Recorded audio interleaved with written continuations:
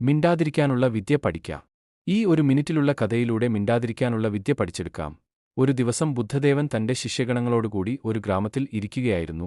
ഒരു മനുഷ്യൻ അടുത്തുവന്നു. അവന്റെ മുഖം കോപത്തിൽ വികൃതമായിരുന്നു.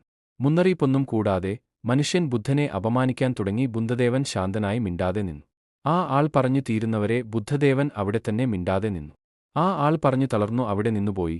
അവൻ പോയ ശേഷം ഒരു ശിഷ്യൻ ബുദ്ധനോട് ചോദിച്ചു, ഭഗവാൻ, ആ മനുഷ്യൻ നിങ്ങളെ അപമാനിച്ചപ്പോൾ നിങ്ങൾ എങ്ങനെ ശാന്തനായി ഇരിക്കാൻ കഴിഞ്ഞു?